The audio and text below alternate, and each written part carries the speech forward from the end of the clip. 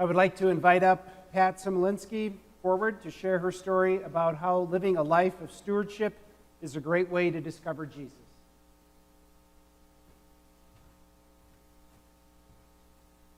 Good morning. Good morning. As Deacon Paul said, I'm Pat Samolinski, and I was asked to talk about the stewardship of giving.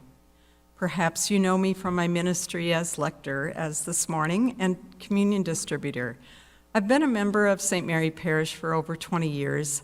My husband Craig and I have 3 children and 5 grandchildren, and we recently moved to the village after spending many years living in Poigan.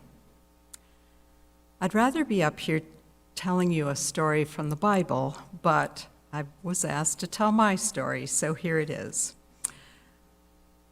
After having a great career at Kimberly-Clark, I was about to retire several years ago, and I started praying to the Holy Spirit to give me a sign about how I should spend my retirement.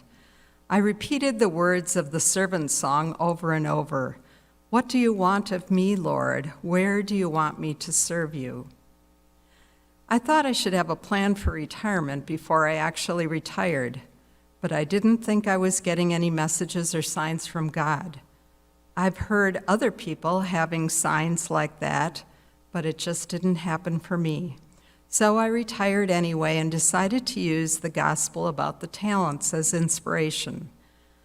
God gives us all talents, and I had some in the education area, but I had never really used my education degree, so I decided to volunteer in a classroom at Holy Spirit School in Darboy and Winneconne Elementary, where I could also interact with my grandchildren. In time, it seemed like the schools didn't really need me anymore, so I started volunteering at Winneconne Thrift and Gift.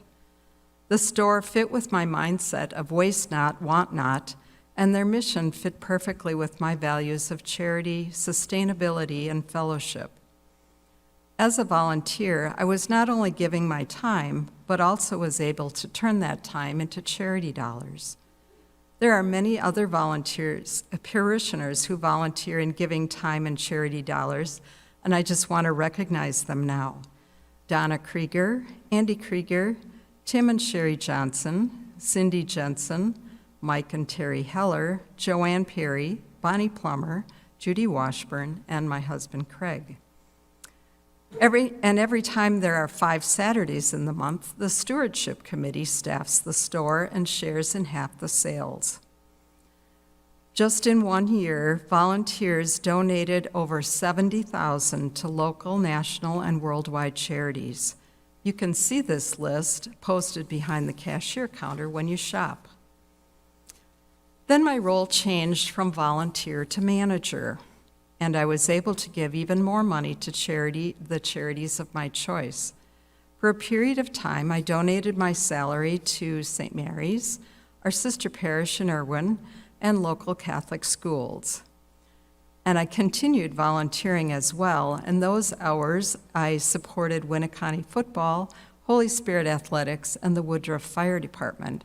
My children had a choice in these 3 selections. Giving is so heartwarming. So how can you give? Start asking God what He wants of you and how you can serve Him. Of course, you could be a thrift volunteer and give your time and money to charity, and you can shop there because shopping also adds money to the charity donations, and especially on the 5th Saturday when half the money goes to the Stewardship Committee. And you can donate your nearly new items to help the store continue to offer quality merchandise. Or you can start giving your time right here at church using those talents that God gave you. I'm reminded of a Garth Brooks song that says, "Life that's not tried is merely survived if you're standing outside the fire. So get inside the fire of the Holy Spirit. Try something, and just like me, you will find your unique mission in life. And you don't need to wait until you retire. But if you are already retired, it's not too late."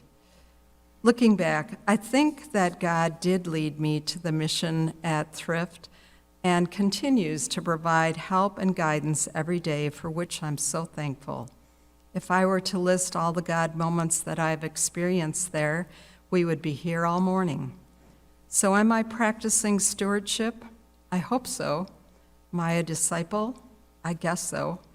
My only regret is that I didn't develop a deeper relationship with Jesus earlier in life. I've always had Jesus in my head, but it wasn't until recently that I feel I have Jesus in my heart. Participating in adult faith formation has helped, but I think the biggest influence has been attending the Liturgy of the Word on Monday and Wednesday mornings, in addition to weekend Mass. I'll leave you with this thought, a quote from Winston Churchill. We make a living by what we get. We make a life by what we give.